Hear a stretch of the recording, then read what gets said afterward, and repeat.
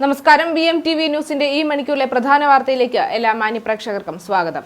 Nilambur MLA PV അൻവറിനെ 14 ദിവസത്തേക്ക് remand ചെയ്തു. ഫോറസ്റ്റ് ഓഫീസ് DMK പ്രവർത്തകർ തകർത്തതിന് പിന്നാലെയാണ് അറസ്റ്റ് രാഷ്ട്രീയ പ്രേരിതമെന്നാണ് PV അൻവർ ഉന്നയിക്കുന്നത്. അതിന്റെ കൂടുതൽ റിപ്പോർട്ടുകളുമായി ഞങ്ങളുടെ റിപ്പോർട്ടർ ബിലു ചേരുന്നു. Good morning Anuja. Nilambur forest officer DMK പ്രവർത്തകർ തകർത്ത കേസിലാണ് ഇപ്പോൾ PV അൻവർ MLAയെ തവനൂർ ജയിലിൽ എത്തിച്ചിരിക്കുന്നത്. ഇന്നലെയായിരുന്നു ഈ സംഭവം നടന്നിരിക്കുന്നത്. തവനൂർ ജയിലിലേക്ക് എത്തിക്കുന്നതിന് മുന്നോടിയായി അൻവറിനെ കുറ്റിപ്പുറം താലൂക്ക് ആശുപത്രിയിൽ പ്രവേശിപ്പിച്ചു എന്നാണ് അറിയാൻ കഴിഞ്ഞിരിക്കുന്നത്. വൈദ്യപരിശോധനയ്ക്കാണ് ഇദ്ദേഹത്തെ ആശുപത്രിയിൽ പ്രവേശിപ്പിച്ചിരിക്കുന്നത്. 14 ദിവസത്തേക്കാണ് ഇപ്പോൾ റിമാൻഡ് ചെയ്തിരിക്കുന്നത്. നിലമ്പൂർ ഫോറസ്റ്റ് ഓഫീസ് തകർത്ത സംഭവത്തിൽ അൻവർ ഒന്നാം പ്രതിയായിരിക്കുകയാണ്. ജാമ്യമില്ലാ വകുപ്പുകളടക്കം ചുമത്തിയ കേസിലാണ് 11 പേർ അടക്കം PV അൻവറിനെ പ്രതികളാക്കിയിട്ടുള്ളത്. കൃത്യനിർവഹണം തടയൽ, പൊതുമുതൽ നശിപ്പിക്കൽ അടക്കമുള്ള വകുപ്പുകളാണ് ഇപ്പോൾ ചുമത്തിയിരിക്കുന്നത്. ആദിവാസി യുവാവിനെ ആന ചവിട്ടിക്കൊന്ന കേസിൽ പ്രതിഷേധിച്ച് നടത്തിയ മാർച്ചാണ് വനം വകുപ്പ് ഓഫീസിലേക്ക് എത്തിയതും ആക്രമണത്തിനിരയായതും. മുഖ്യമന്ത്രിയുടെ നിർദ്ദേശപ്രകാരം നടത്തിയ അറസ്റ്റെന്നായിരുന്നു മാധ്യമങ്ങളോട് PV അൻവർ MLA പ്രതികരിച്ചിരിക്കുന്നത്. അതുപോലെ തന്നെ അറസ്റ്റുമായി സഹകരിക്കുമെന്ന് അദ്ദേഹം പറഞ്ഞിട്ടുണ്ട്. നിയമം അനുസരിക്കുന്നയാളുടെ ഉത്തരവാദിത്വമാണ് എന്നാണ് ഇപ്പോൾ പറയുന്നത്. മോദിയേക്കാൾ വലിയ ഭരണകൂട ഭീകരവാദിയായി പിണറായി വിജയൻ മാറിയിരിക്കുന്നു എന്നും PV അൻവർ ആരോപിച്ചിരുന്നു. ഇതിനിടെ അൻവറിന് പിന്തുണയുമായി കോൺഗ്രസ് രംഗത്തെത്തിയിരിക്കുന്നു.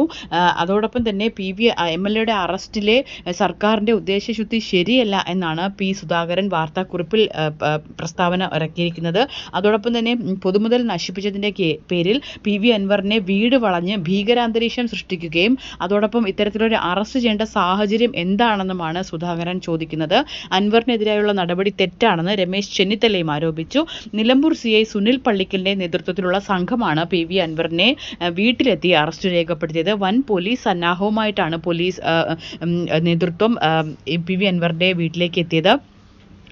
അൻവർ ഉൾപ്പെടെ 11ഓളം പേർക്കെതിരെയാണ് ഇപ്പോൾ കേസ് രജിസ്റ്റർ ചെയ്തിരിക്കുന്നത്. അതോടൊപ്പം ഈ പൊതുമുതൽ നശിപ്പിക്കൽ അടക്കമുള്ള വകുപ്പുകളാണുള്ളത്. ജാമ്യമില്ലാ വകുപ്പ് പ്രകാരമാണ് ഇത്തരത്തിൽ കേസ് നടന്നിരിക്കുന്നത്. ഈ കാട്ടാന ആക്രമണത്തിൽ യുവാവ് മരിച്ച സംഭവത്തിൽ DMK പ്രവർത്തകരാണ് നിലമ്പൂർ ഫോറസ്റ്റ് ഓഫീസിലേക്ക് പ്രതിഷേധം നടത്തിയത്. PV അൻവർ MLAയുടെ നേതൃത്വത്തിൽ തന്നെയായിരുന്നു പ്രതിഷേധം നടന്നിരുന്നത്. ഈ പ്രതിഷേധക്കാർ നിലമ്പൂർ ഫോറസ്റ്റ് ഓഫീസ് പിന്നീട് അടിച്ചു തകർക്കുന്ന ഒരു സാഹചര്യമുണ്ടായി. മുഖ്യമന്ത്രിയെ വെല്ലുവിളിച്ചുകൊണ്ടാണ് PV അൻവർ ഈ ഒരു വിഷയത്തിൽ ഇപ്പോൾ പ്രതികരിച്ചിരുന്നത്. പുറത്തിറങ്ങിയാൽ കാണിച്ചു തരാമെന്നായിരുന്നു PV അൻവറിന്റെ മുന്നറിയിപ്പ്. അതുകൊണ്ട് തന്നെ മുഖ്യമന്ത്രിയുടെ നിർദ്ദേശപ്രകാരമാണെന്ന് അറസ്റ്റ് നടന്നിരിക്കുന്നതെന്ന് ഇപ്പോൾ PV അൻവർ വിമർശിച്ചിരിക്കുകയാണ്. അനുജ. കൊട്ടാരക്കരയിൽ ഡിണ്ടിഗൽ ദേശീയപാതയിൽ പുല്ലുപാറയ്ക്ക് സമീപം KSRTC ബസ് അപകടത്തിൽപ്പെട്ടു. 3 പേർ മരിച്ചു. 30 അടി താഴ്ചയിലേക്ക് മറിഞ്ഞാണ് ബസ് അപകടമുണ്ടായത്. ബിലു, എന്താണ് അതിന്റെ കൂടുതൽ വിശദാംശങ്ങൾ? കൊട്ടാരക്കര ഡിണ്ടിഗൽ ദേശീയപാതയിൽ പുല്ലുപാറയ്ക്ക് സമീപമാണ് KSRTC ബസ് കൊക്കയിലേക്ക് മറിഞ്ഞിരിക്കുന്നത്. നിരവധി പേർക്ക് പരിക്കേറ്റിട്ടുണ്ട്. മാവേലിക്കരയിൽ നിന്ന് തഞ്ചാവൂരിലേക്ക് വിനോദയാത്ര പോയിട്ട് തിരികെ വരികയായിരുന്ന സംഘം സഞ്ചരിച്ച ബസ്സാണ് അപകടത്തിൽപ്പെട്ടത്. 34 യാത്രക്കാരും 2 ഡ്രൈവർമാരും ഒരു കണ്ടക്ടറുമാണ് ബസ്സിലുണ്ടായിരുന്നത്. തിങ്കളാഴ്ച രാവിലെ 6:15ഓടെയാണ് ഈ അപകടം നടന്നത്. 30 അടി താഴ്ചയിലേക്കാണ് ബസ് മറിഞ്ഞത്. മരങ്ങളിൽ തട്ടി നിന്നതിലാണ് വലിയ രീതിയിലുള്ള അപകടം ഒഴിവായത്. ദേശീയപാതയിൽ കുട്ടിക്കാനത്തിനും മുണ്ടക്കയത്തിനുമിടയിൽ പുല്ലുപാറയ്ക്ക് സമീപമാണ് ബസ് കൊക്കയിലേക്ക് മറിഞ്ഞത്. ബസിന്റെ ബ്രേക്ക് നഷ്ടപ്പെട്ടതാണ് അപകട കാരണമെന്നാണ് ഇപ്പോൾ അറിയാൻ കഴിയുന്നത്. ബ്രേക്ക് നഷ്ടപ്പെട്ട വിവരം ഡ്രൈവർ പറഞ്ഞ ഉടൻ തന്നെ ബസ് മറിയുകയായിരുന്നു. നിയന്ത്രണം വിട്ട ബസ് 30 അടി താഴ്ചയിലേക്ക് മറിയുന്നത് ചുറ്റുമുള്ള യാത്രക്കാരാണ് പിന്നീട് കാണുകയും അവർ വീഡിയോ എടുക്കുകയും ചെയ്തത്. ബസ് പിന്നീട് മരങ്ങളിൽ തട്ടി നിൽക്കുകയും പരിക്കേറ്റവരെ അടുത്തുള്ള ആശുപത്രിയിലേക്ക് കൊണ്ടുപോയി.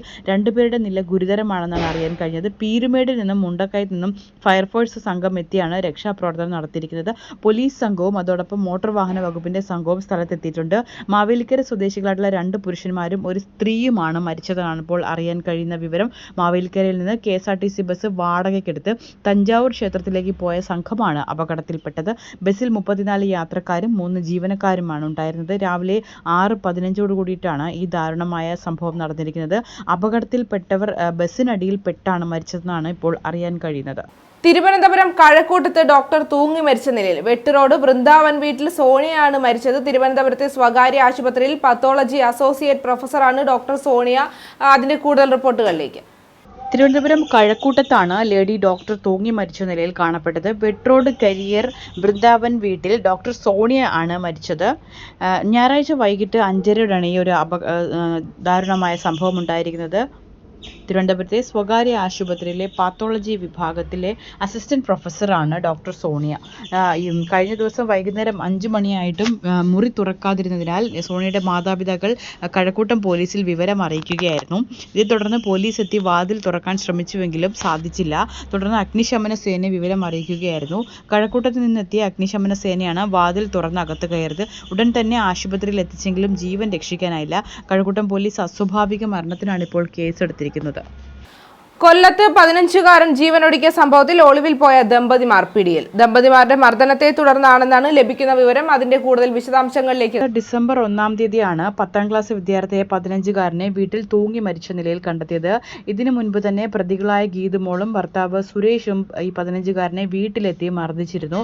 പ്രതികളുടെ മകൾക്ക് സമൂഹ മാധ്യമത്തിലൂടെ സന്ദേശം അയച്ചുവെന്ന് ആരോപിച്ചാണ് ഇരുവരും 15-കാരനെ വീട്ടിലെത്തി ചോദ്യം ചെയ്യുകയും മർദ്ദിക്കുകയും ചെയ്തത്. തുടർന്ന് സൈബർ സെല്ലിൽ ഇവർ പരാതി കൊടുക്കുമെന്നും നാട്ടിലെ സൽപ്പേര് കളങ്കപ്പെടുത്തുമെന്നും പ്രതികൾ ഈ കുട്ടിയെ ഭീഷണിപ്പെടുത്തുകയായിരുന്നു. ഗീതുമോൾ 15-കാരനെ മുഖത്തടിക്കുകയും ഇതിന്റെ മാനസിക പ്രയാസത്തിലാണ് ഈ കുട്ടി ആത്മഹത്യ ചെയ്തതുമാണെന്നാണ് ഇപ്പോൾ രക്ഷിതാക്കൾ പറയുന്നത്. ഡിസംബർ 1-ാം തീയതി ഉച്ചയോട് കൂടിയിട്ടാണ് വിദ്യാർത്ഥിയെ വീട്ടിൽ നിന്നും മരിച്ച നിലയിൽ കണ്ടെത്തിയത്. മാതാപിതാക്കൾ വീട്ടിലില്ലാതിരുന്ന സമയത്താണ് ഈ കുട്ടി മരിച്ചത്. ഇതിന് പിന്നാലെ പ്രതികളായിട്ടുള്ള ഗീതുമോളും സുരേഷും ഒളിവിൽ പോവുകയായിരുന്നു. ഇവർ ബന്ധുക്കളാണെന്നാണ് ഇപ്പോൾ അറിയാൻ കഴിഞ്ഞത്. ശാസ്താംകോട്ട SHOയുടെ നേതൃത്വത്തിലുള്ള അന്വേഷണ സംഘമാണ് ഇപ്പോൾ പ്രതികളെ പിടികൂടിയിരിക്കുന്നത്. ഇവർ കോടതിയിൽ ഹാജരാക്കിയ പ്രതികളെ ഇപ്പോൾ റിമാൻഡ് ചെയ്തിരിക്കുകയാണ്. ഓക്കെ, നന്ദി ബിലു. എന്തായാലും ഈ മണിക്കൂറിലെ പ്രധാന വാർത്തകൾ അവസാനിക്കുന്നു. വരും മണിക്കൂറിലെ വാർത്തകളും വിശേഷങ്ങളുമായി വീണ്ടും കാണാം.